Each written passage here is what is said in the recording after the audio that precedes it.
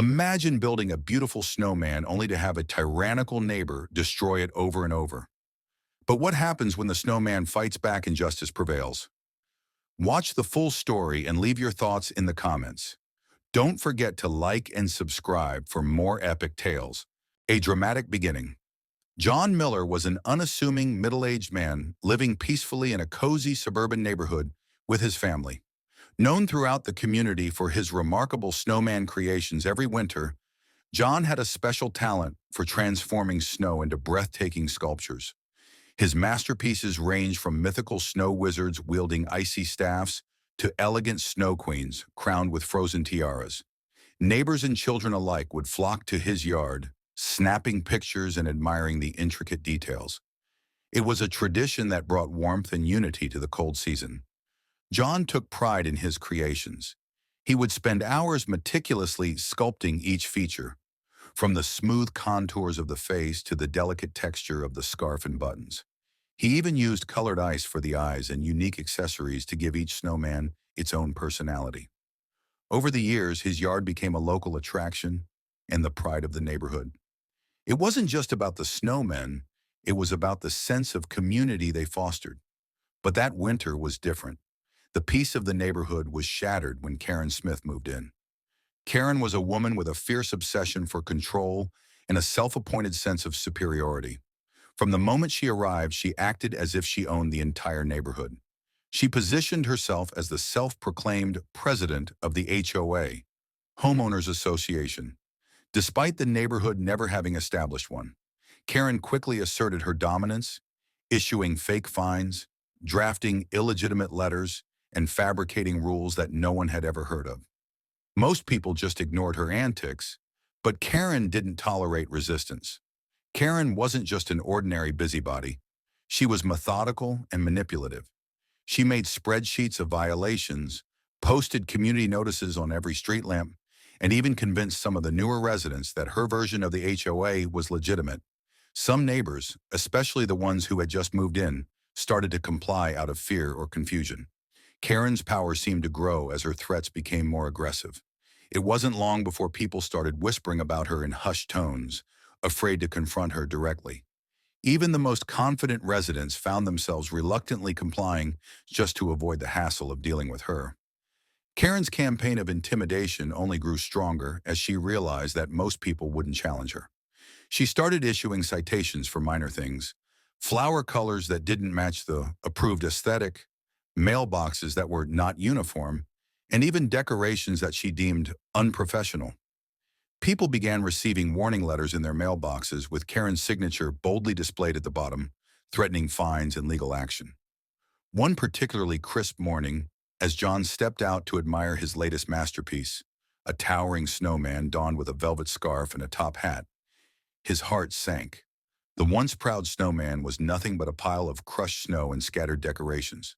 It looked like a crime scene. Shaking off his disbelief, John hurried inside to check his security cameras. As the footage played back, his shock turned into rage. There, under the cover of night, was Karen, dressed in a bathrobe and slippers, ferociously hacking away at the snowman with a shovel before pulling out a hairdryer to melt the remnants. Her face was twisted in satisfaction, as if destroying the snowman was her personal triumph. John was livid. Fueled by anger, he marched straight to Karen's house to confront her. She answered the door with an air of smug satisfaction, holding a steaming cup of coffee with HOA Queen written in gold letters. The smirk on her face almost made him lose his composure, but he held up the security footage on his phone. "Care to explain this?" he demanded, his voice tight with controlled fury. Karen barely glanced at the screen, waving it off as if it were an unimportant receipt. "That eyesore had to go. HOA regulations prohibit excessive yard decorations," she declared with a condescending tone, taking another casual sip of her coffee. "HOA regulations?" John scoffed. "Karen, we don't even have an HOA." Karen's lips curled into a sly smile. "Oh, we do now," she replied. "It was established after you moved in. You're in violation, and there will be consequences if you continue to defy community standards." John couldn't believe her audacity. He knew there had been no HOA formed since he moved in 10 years ago, but Karen wasn't one to back down. She thrust an official-looking notice into his hand. It was a bogus fine, citing violation of HOA decor standards and threatening legal action. Her tone was dripping with arrogance. "You have 24 hours to comply," she said before slamming the door in his face. The entire neighborhood seemed to be falling under Karen's spell. She had already sent fines to multiple residents, citing made-up infractions like unapproved flower colors or non-regulation mailbox shapes. Those who refused to pay found trash mysteriously scattered on their lawns, and some even received anonymous complaints about noise violations in the middle of the night. It became clear that Karen wasn't just being petty, she was waging psychological warfare to break the will of the community. Determined not to give in to Karen's fabricated authority, John returned home, his mind racing with ideas. He wasn't going to let her win. This wasn't just about a snowman anymore. This was about standing up to tyranny. Little did he know, this battle was about to escalate beyond anything he could have imagined. The war escalates. After the initial confrontation, John's mind was racing with thoughts of how to deal with Karen's blatant abuse of power. He knew that if he didn't stand up now, Karen would only grow bolder. Determined to reclaim his peace, John set out to rebuild his snowman, this time bigger, stronger, and more resilient. He spent the entire afternoon reinforcing the snowman with a steel drum filled with quick-dry cement, covered in packed snow to maintain its innocent appearance. He added decorative touches to give it a welcoming, festive look. Carefully sculpted arms, a bright red scarf, and a pair of polished black buttons. It looked as harmless as ever, but it was now nearly indestructible. Satisfied, John set up additional security cameras around his yard to cover every possible angle. That evening, as John was putting the finishing touches on his snowman, Mike Brown, one of the longtime residents, approached him. Mike was a retired Army veteran with a no-nonsense attitude. He had heard about Karen's antics and was fed up with her authoritarian behavior. "Hey, John," Mike greeted, giving a nod of approval at the newly built snowman. "Heard about what happened. That woman's out of her damn mind. You sure about making it bigger? Sounds like you're waving a red flag in front of a bull." John gave a wry smile. "I'm done letting her push me around, Mike. She can't just come in here and bully everyone. It's time someone stood up to her." Mike chuckled. "Count me in. She's been harassing my wife about our garden gnomes, saying they don't match the neighborhood's aesthetic. I say we give her hell." Just as they were discussing strategy, Susan Taylor, another neighbor, joined them. She looked exhausted, holding a letter in her hand. "You guys got one of these too?" she asked, showing them a notice from Karen's fake HOA demanding a fee for yard decor violations. John scanned the letter and cursed under his breath. "This has to stop. We need proof that she's running a scam. There's no way the city would back this up." Mike nodded thoughtfully.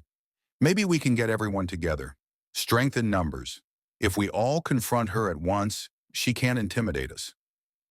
That night, John coordinated with Mike and Susan to gather as many neighbors as possible to discuss the HOA issue.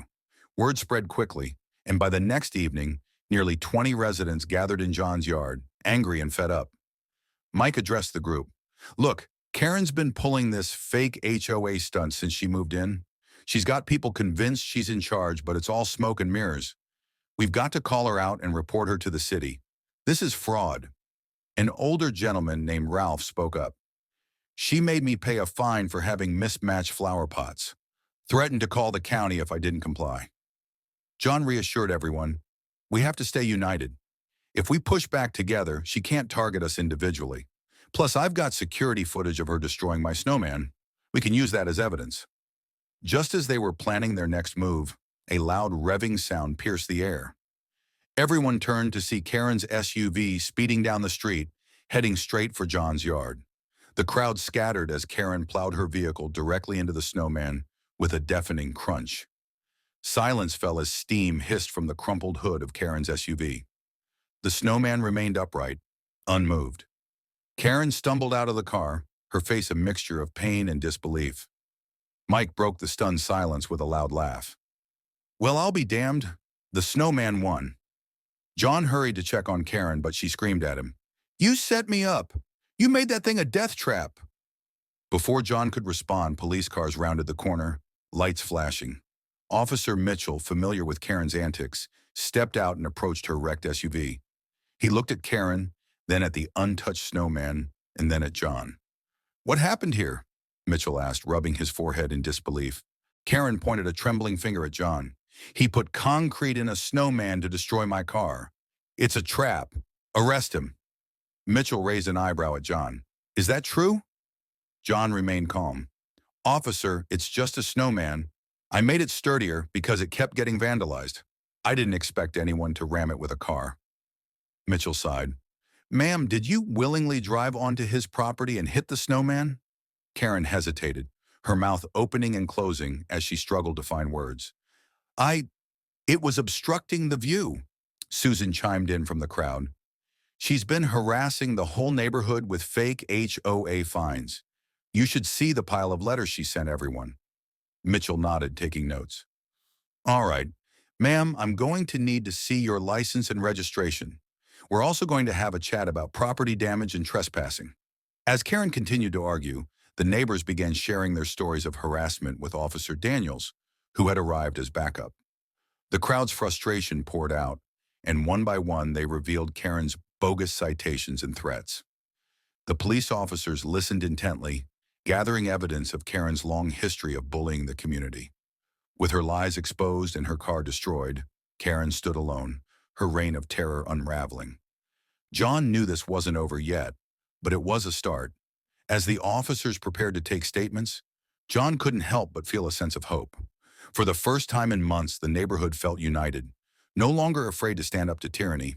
The climax, a battle of wits and will.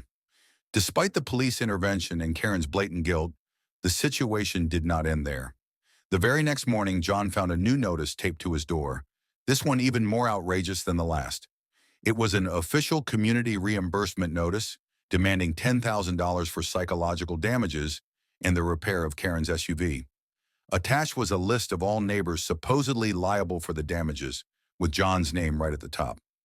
John couldn't help but laugh at the absurdity, but his amusement was short-lived.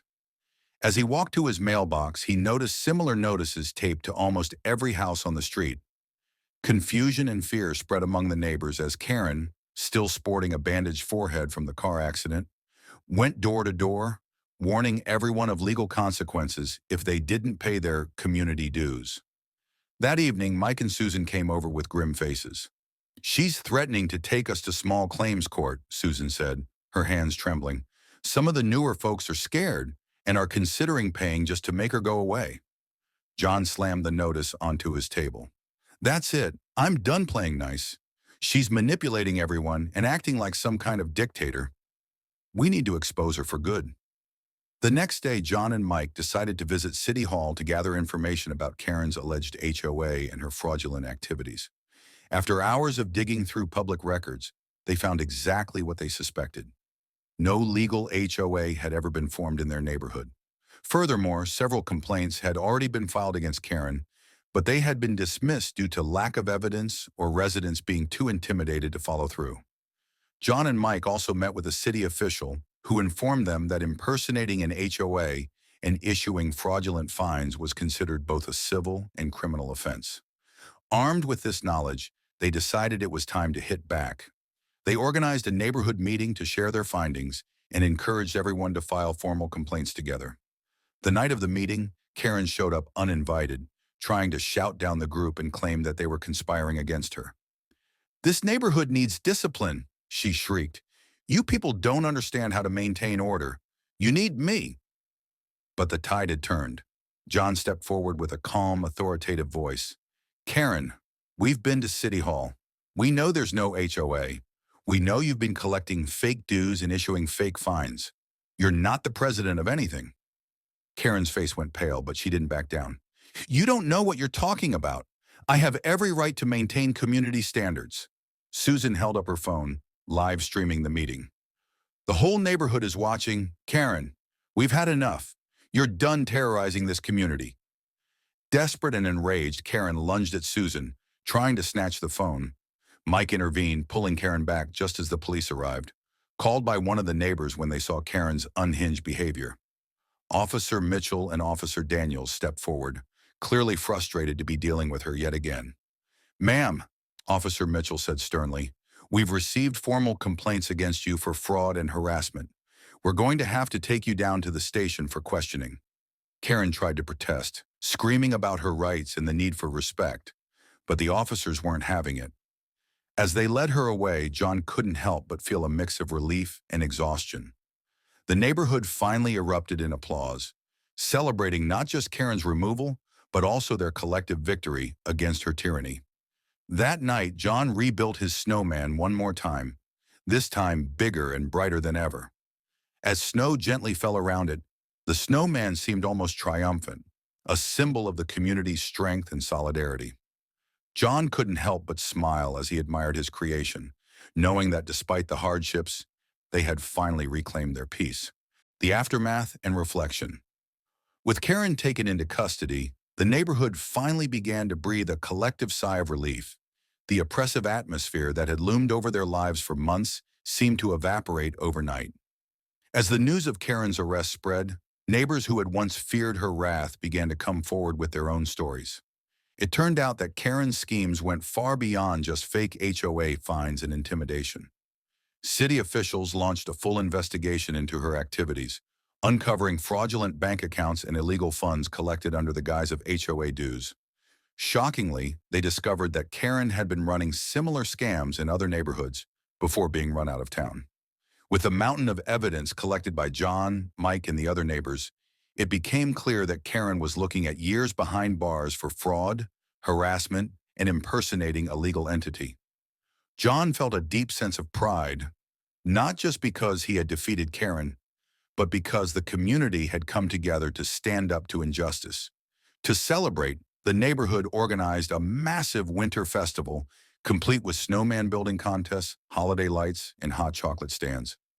John's snowman, bigger and brighter than ever, stood proudly at the center, now surrounded by dozens of smaller snowmen built by neighbors, each adding their own creative flair.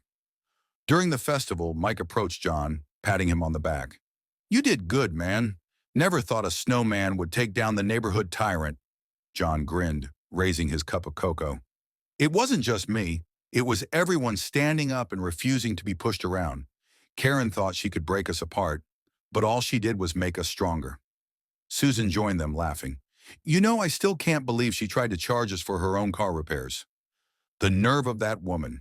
As the festival went on, news vans arrived, covering the story of how a fake HOA tyrant was brought down by a resilient community and one very stubborn snowman. Reporters interviewed John and some of the other neighbors, and the story quickly went viral. People across the country were captivated by the tale of a neighborhood uniting against a bully and winning. Weeks later, with the dust settled and peace restored, John found a letter in his mailbox. At first, his heart sank, fearing it was another Karen-style threat. But as he opened it, he realized it was a heartfelt thank you note from one of the new families on the block. They expressed their gratitude for his courage and how he inspired them to stand up against bullies in their own lives. Reflecting on everything that had happened, John couldn't help but smile. Building that snowman had seemed like such a simple pleasure, but it had grown into something much bigger, a symbol of resistance, of community, and of never backing down in the face of tyranny. As the sun set on another cold winter day, John looked out at the snowman still standing proudly in his yard. He knew that it wasn't just about winning a battle against Karen. It was about proving that even when one person tries to tear down a community, unity and integrity will always prevail. And as long as he lived there, every winter would bring another snowman, a monument to resilience and the power of good people standing together.